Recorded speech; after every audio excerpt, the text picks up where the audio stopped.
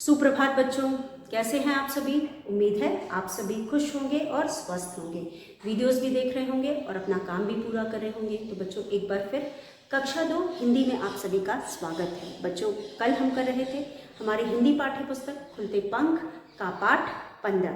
बच्चों पाठ 15 हमने पहला पृष्ठ पढ़ लिया था और हम पढ़ रहे थे दूसरा पृष्ठ। तो बच्चों अब तक हमने पढ़ा कि एक जंगल था जिसमें 4 बंदर रहते थे और चारों अच्छे मित्र थे, यानी कि यहाँ पे पक्के मित्र शब्द का प्रयोग किया गया है। पक्के का मतलब होता है अच्छे, चारों अच्छे मित्र थे। चारों के नाम थे मटरू, कटरू, दुमकू और नैकू। चारों में कुछ न कुछ विशेषता थी, उसी आधार पर उनका नाम रखा गया था। मटरू यानी गोल मटोल, कटरू यानी उसके कान बड़े थे और दुमकू यानी उसकी दुम लंबी थी और नैकू यानी उसकी आंखें बड़ी बड़ी थी। तो इस तरह से बच्चों ये जंगल में रहते थे। और एक दिन क्या हुआ, चारों दोस्त जो थे कुएं के पास आंख मिचौनी खेल रहे थे। बच्चों चारों दोस्त कुएं के पास आंख मिचौनी खेल रहे थे और आंख मिचौनी रात में खेल रहे थे। और क्यों आज रात में खेल रहे थे, क्योंकि आज चांदनी रात थी। चांदनी रात में आपने देखा होगा कि पूरा चांद निकलता है। एक तो पूर्णिमा की रात होती है जब चांद पूरा होता है, जिसे हम चांदनी रात कहते हैं, और उसके अलावा अमावस्या की रात होती है जब चांद एकदम नहीं दिखाई देता और बहुत अंधेरा होता है। तो जब चांदनी रात में होती है तो बहुत अच्छा लगता है और हल्की हल्की रोशनी में सब कुछ हमें साफ साफ दिखाई देता है। तो इनको भी अच्छा लग रहा था और ये यहाँ पे कुएं के चारों तरफ खेल रहे थे। कौन सा खेल खेल रहे थे, आंख मिचौनी का खेल खेल रहे थे। बच्चों खेलते खेलते जो नैकू है वह कुएं की मुंडेर पे चढ़ गया। आपको मैंने बताया कि हाँ कुआं है, कुआं के चारों तरफ एक चार दीवारी है जिसे हम मुंडेर कहते हैं। कुआं में कोई गिरे ना या फिर उससे सुरक्षित बनाने के लिए मुंडेर बनाई जाती है। तो यहाँ पे भी मुंडेर है, सब चारों तरफ खेल रहे थे। और जो नैकू है कुएं की मुंडेर पे चढ़ जाता है और चढ़कर उसने क्या देखा कि जो चांद है वो पानी में हिल रहा था। और जब उसने चांद को पानी में हिलते हुए देखा तो एकदम से चिल्लाया और उसने कहा कि अरे चांद डूब जाएगा। इस तरह से उसने चिल्लाया और सारे लोग कुएं के आसपास आकर के कुएं के पानी में झांकने लगे। अब बच्चों आप सभी जानते हो जब सबने झांका तो सबको चांद कुएं के पानी में दिखाई दिया और वह पानी में हिलता हुआ दिखाई दिया। तो सभी चिंतित हो गए और जब चिंतित थे अब ये सोचने लगे कि चांद को किस तरह से बचाया जाए। तो यहाँ पे बच्चों अब वह सब चांद को बचाने का उपाय ढूंढने लगे। तो यहाँ पे आप देख सकते हो इस पाठ में जो अगला पृष्ठ है उसमें यहाँ पे शब्द है उपाय। उपाय का मतलब होता है तरीका। उपाय का मतलब होता है तरीका, जरिया, ठीक है। तरीका, उपाय का मतलब तरीका भी हो सकता है या कह सकते हैं प्रयत्न, नहीं उपाय का मतलब तरीका, हाँ तरीका हो सकता है। तो यहाँ पे उपाय का मतलब तरीका है। और तो सब लोग किस तरह से चांद को बचाएं उसका तरीका या उपाय ढूंढने लगे। तो यहाँ पे आप देख सकते हो, अब हम पढ़ करके समझेंगे। चारों चांद को डूबने से बचने का उपाय सोचने लगे। मिल गया, अचानक दुमकू चिल्लाया, चांद को बचाने का उपाय मिल गया। तो जल्दी बताना, तीनों बोले। दुमकू बोला, हम कुएं में जाकर चांद को बाहर निकाल लेंगे। इन लोगों ने कहा कि हम कुएं में जाकर, मतलब दुमकू ने कहा कि हम कुएं में जाएंगे और कुएं में जाकर के चांद को बाहर निकाल लेंगे। अब नैकू परेशान कि हम कुएं में जाएंगे तो डूब नहीं जाएंगे। तो यहाँ पे नैकू को समझ में नहीं आई, दुमकू की बात उसे समझ में नहीं आई। उसने कहा लेकिन बुद्धू हम कुएं में जाएंगे तो डूब नहीं जाएंगे, क्योंकि कुएं में तो पानी होता है और अगर कुएं में उतरते हैं तो हम तो डूब जाएंगे। तो दुमकू ने उसके हाथ पकड़े और कुएं में दिखाते हुए उसने कहा कि देख कुएं में पानी बहुत ऊपर तक है, मतलब बहुत नीचे नहीं है, इसलिए हमें नीचे जाने की ज़रूरत नहीं पड़ेगी। उसके बाद उसने दिखाते हुए कुएं में पानी काफ़ी ऊपर है और हम एक दूसरे की टांग पकड़कर कुएं में लटकेंगे और चांद को पानी से बाहर निकाल लेंगे। इस तरह से हम चांद को पानी से बाहर निकाल लेंगे। और यह कहकर दुमकू कुएं के पास लटकती पेड़ की डाली पर अपनी दुम लपेटकर उल्टा लटक गया। अब इस तरह से बच्चों इन्होंने क्या किया, जो दुमकू था उसकी पूंछ सबसे लंबी थी, इसलिए दुमकू ने उपाय भी ढूंढा था। दुमकू की पूंछ लंबी थी, उसने अपनी जो पूंछ है जो डाली मैंने आपको दिखाया था, ठीक कुएं के ऊपर जो लटक रही थी डाली, मैंने आपको चित्र दिखाते हुए भी दिखाया था, उस डाली में वो अपनी पूंछ लपेट लेता है और लपेट करके उल्टा लटक जाता है। फिर छलांग लगा करके मटरू आता है और झट से ये मटरू की टांग पकड़ लेता है। मटरू भी उल्टा नीचे लटक जाता है पानी की तरफ। उसके दोनों हाथ खाली थे और पैर किसके हाथ में थे? दुमकू के हाथ में थे। अब मैकू के बाद फिर जो कटरू है वो छलाक लगाता है, और जब वो छलाक लगाता है जो मटरू है झट से उसकी टांग पकड़ लेता है और कटरू भी उल्टा हो जाता है। टांग मटरू के हाथ में थी और उसके बाद हाथ खाली थे। अब जो हाथ उसके खाली थे, नैकू उछलता हुआ आता है, झट से उसकी टांग पकड़ लेता है और नैकू भी उल्टा हो जाता है। अब हाथ किसके खाली हैं? नैकू के खाली हैं। तो सबसे नीचे कौन है? सबसे ऊपर दुमकू है। दुमकू की टांग, दुमकू ने मटरू की टांग पकड़ी है, मटरू ने कटरू की टांग पकड़ी है और कटरू ने नैकू की टांग पकड़ी है और हाथ खाली है नैकू का। तो आखिर में चांद को बाहर निकालने का काम कौन करेगा? नैकू करेगा। तो जो नैकू है वो अपने हाथ से, उसका हाथ पानी तक पहुंच जाता है और फिर उसके बाद वह जो पानी में चांद दिख रहा है उसको वो पकड़ने की कोशिश करता है। तो जो चांद है वो पानी में हिल डुल रहा था, इसलिए वो उसे पकड़ नहीं पाता, और उसे पकड़ नहीं पाता इसलिए जो उसने क्या किया, वो उसने हाथ पीटना शुरू कर दिया और उसके बाद अपने हाथ से पानी उठा करके ऊपर उछालना शुरू कर दिया।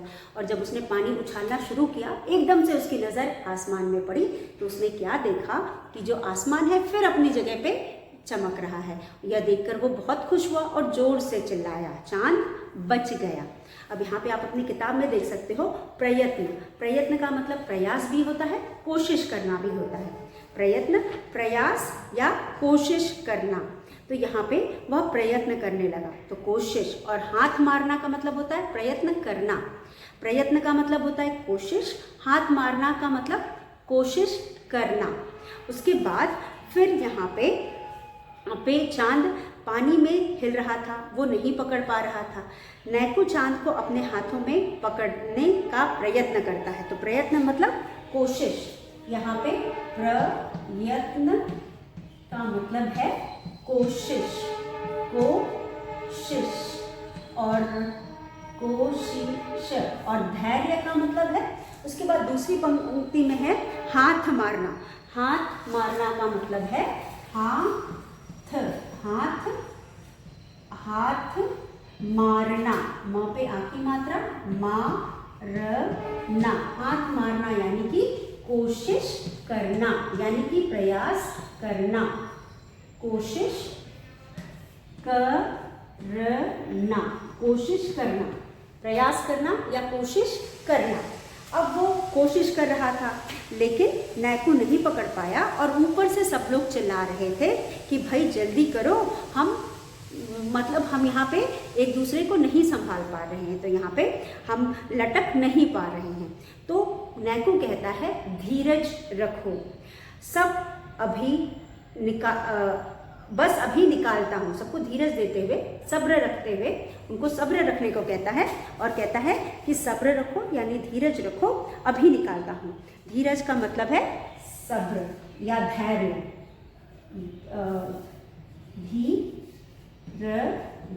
धीरज यानी कि सब्र, यानी कि सब्र। धीरज, सब्र यानी धैर्य, और सब्र रखने को कहता है और उन्हें कहता है धीरज रखो, बस अभी निकालता हूँ चांद को। नैकू ने कहा।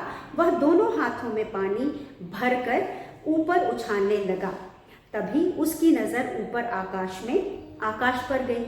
कुएं की सीध में ठीक ऊपर आकाश में चांद चमक रहा था। नैकू खुशी से चिल्लाया, बच गया चांद, बच गया। देखो मैंने उसे ऊपर उछालकर आकाश में पहुंचा दिया है।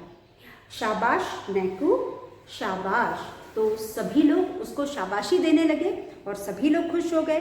अब जल्दी से बाहर छलांग लगाओ, यानी कि सब लोग नैकू को, क्योंकि सबसे नीचे नैकू था, उसके हाथ खाली थे, उसके हाथ में कुछ भी नहीं था, इसलिए सबसे पहले किसको छलांग लगानी थी बाहर आने के लिए? नैकू को छलांग लगानी थी। तो सब लोग कहते हैं कि जल्दी से छलांग लगाओ और बाहर आ जाओ।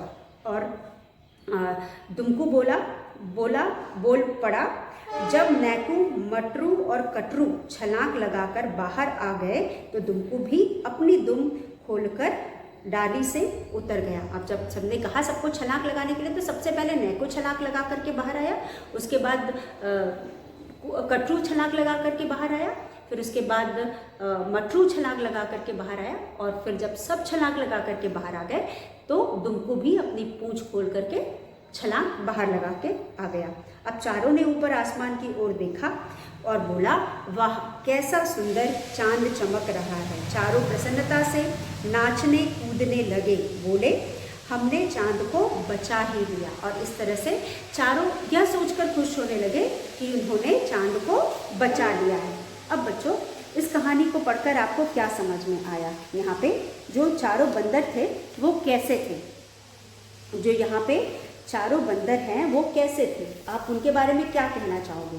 तो बच्चों, जैसा कि हमने कहानी पढ़ा और देखा कि जो चांद है उनको वो कभी भी, पहली बात तो अपनी जगह से नीचे नहीं गिर सकता है, उसके बाद पहली बात तो वो इधर उधर कहीं भी अपनी मर्जी से नहीं जा सकता है, और जो बंदर है वो वो मूर्ख थे। यहाँ पे एक तरफ से कहो तो बंदर मूर्ख थे, क्योंकि चांद तो आसमान में था, एक बार भी उन्होंने ऊपर चांद को, आसमान की तरफ नहीं देखा, और वो कुएं में चांद को देख करके ये सोचने लगे कि चांद डूब रहा है। तो यहाँ पे जो बंदर थे हम उनको मूर्ख कह सकते हैं, लेकिन उन्होंने सूझबूझ का परिचय दिया। तो यहाँ पे क्या सूझबूझ का परिचय उन्होंने दिया? तो क्या आपने को लगता है कि बंदर ने सूझबूझ या कहीं चतुराई का काम किया था? बिल्कुल नहीं बच्चों। यहाँ पे जो बंदर थे उन्होंने कुछ भी सोचा समझा नहीं, उन्होंने थोड़ा भी इधर उधर नहीं देखा।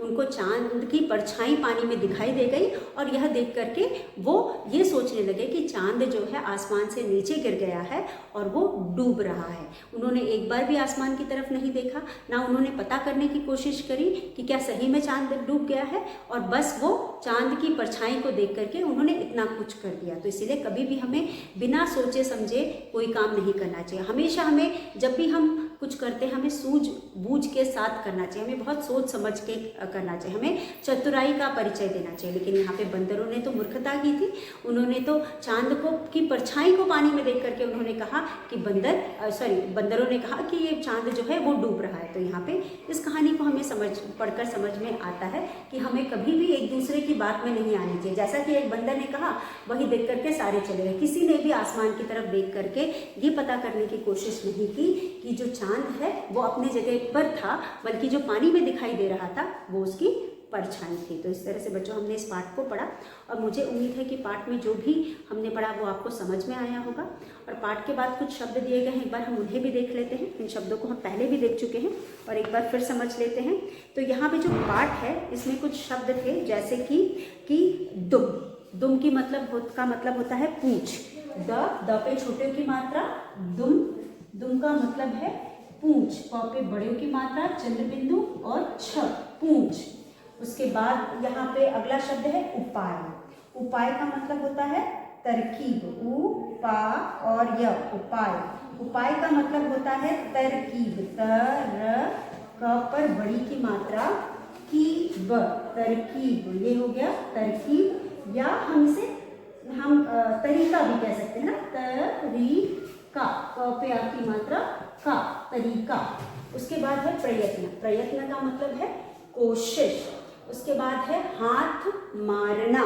हाथ मारना का मतलब है कि कोशिश करना। जब हम किसी काम करने के लिए लगातार प्रयत्न करते हैं उसे हम हाथ मारना कहते हैं। यानी किसी भी काम को पूरा करने के लिए हम अलग अलग तरह से प्रयास करते हैं, उसे हम कोशिश करना कहते हैं। तो यहाँ पे भी जो बंदर थे उनको लगा कि चांद पानी में डूब रहा है, तो चांद को बाहर निकालने के लिए वो अपने हाथ मारते हैं पानी में, और उसके बाद जो सबसे नीचे वाला बंदर नैको होता है वो अपने हाथ को पानी में मारता है और फिर पानी को हाथ से उठा करके उछालता है। तो इसको हम कहेंगे कोशिश करना।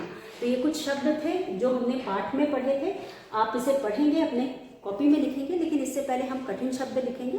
कठिन शब्द लिखने के बाद आप इन शब्दों को अपनी क्लास वर्क कॉपी में लिखेंगे। तो उससे पहले बच्चों कम से कम 2 बार जोर जोर से बोल बोल करके ऊंची आवाज़ में पाठ को पढ़िएगा और सुर के साथ पढ़िएगा। ऐसे ही चिल्ला के नहीं पढ़ेंगे, सुर लय के साथ पढ़िएगा और सही उच्चारण के साथ पढ़िएगा। एक बार जब हम सही उच्चारण के साथ इस कहानी को पढ़ते हैं या किसी भी पाठ को पढ़ते हैं तो हमें पढ़ना भी आता है और उसके बाद हम उसको समझ भी पाते हैं। तो कोई चीज़ अगर हमें नहीं समझ पे आती तो हमें उसे कई बार पढ़ना चाहिए। तो यहाँ पे ये पाठ आज हमने खत्म कर लिया है, आप इसे पढ़ लीजिएगा। कल के वीडियो में हम कठिन शब्द करेंगे। तब तक के लिए आप सभी का दिन मंगलमय हो। धन्यवाद।